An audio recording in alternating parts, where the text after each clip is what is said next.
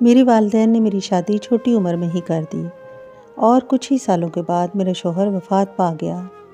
میری 5 اولادیں ہیں۔ میرے لیے تو دنیا اندھیر ہو گئی، رو رو کر نظر بھی کمزور ہو گئی اور مجھے پریشانیوں نے گھیر لیا۔ میرے بیٹے چھوٹے تھے، آمدنی کا کوئی مستقل ذریعہ نہیں تھا۔ میں نے سوچا میرا کیا ہوگا۔ عزیز بہن بھائیوں، یہ واقعہ ہے میری ایک عزیزہ کا، جو کہ کافی عرصے کے بعد مجھے ملی اور میرے حال احوال پوچھنے پر انہوں نے جو مجھے بتایا ان کی زبانی سنتے ہیں۔ شوہر کی وفات کے بعد میری آمدنی کا کوئی مستقل ذریعہ نہیں تھا۔ میں نے سوچا میرا کیا ہوگا۔ تھوڑا سا روپیہ میرے شوہر نے چھوڑا تھا اور زمین کا ایک ٹکڑا جو کہ بالکل ہی ناکارہ تھا، اسے کوئی خریدنے کے لیے تیار نہیں تھا، اور میں نے وہ رقم ایک کاروبار میں ڈال دی۔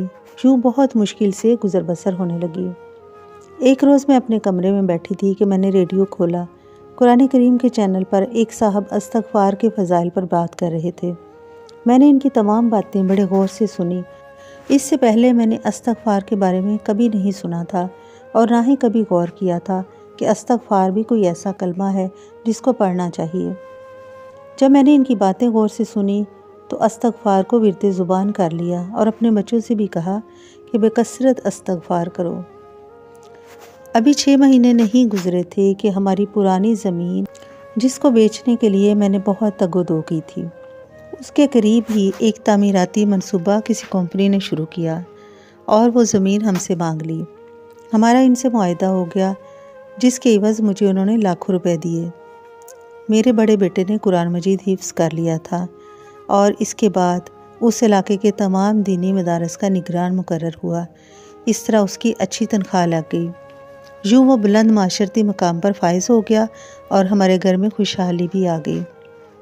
ہم الحمدللہ بے حد آسودہ ہو گئے۔ اللہ تعالیٰ نے باقی تمام بچوں کو بھی سیدھے راستے پر چلایا اور سب اپنا اپنا کردار اچھے طریقے سے نبھا رہے ہیں۔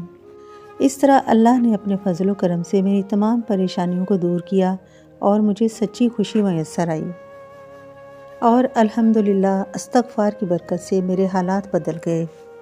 عزیز بہن بھائیوں، جو شخص بھی حالات کی تنگی کا شکار ہے، اس کے لیے سنگین حالات کے شکنجے سے نجات پانے کا یہی ایک کارگر نسخہ ہے۔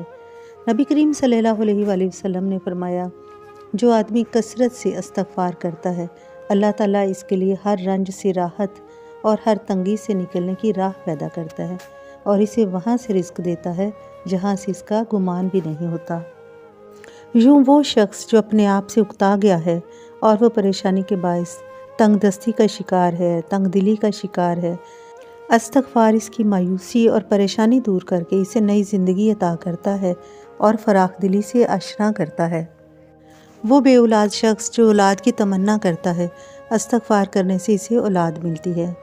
وہ مریض جو کسی دیرینہ بیماری کا شکار ہے اور زندگی سے مایوس ہو گیا ہے، استغفار اس کے لیے شفا یابی اور تندرستی کا پیغام لاتا ہے۔ ان تمام پریشان حال افراد کے دکھ درد کا درماں ہے استغفار۔ نبی کریم صلی اللہ علیہ وآلہ وسلم کا فرمان ہے، اس شخص کے لیے سعادت ہے جو اپنے اعمال نامے میں بہت استغفار پاتا ہے۔ اللہ تعالیٰ سے دعا ہے کہ اللہ تعالیٰ ہمیں زیادہ سے زیادہ سچی اور خالص توبہ کرنے کی توفیق عطا فرمائے اور اس توبہ کو قبول فرما کر ہمارے ساتھ آسانی اور رحم کا معاملہ فرمائے۔